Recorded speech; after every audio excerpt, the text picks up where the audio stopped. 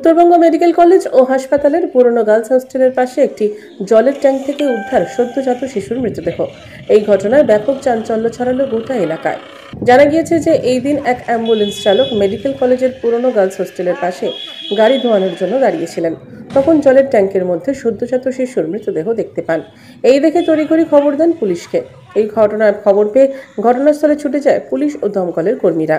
এরপর দমকল কর্মীরা সদ্যজাত শিশুর মৃতদেহ উদ্ধার করে। যদিও গোটা ঘটনায় তদন্ত শুরু করেছে পুলিশ।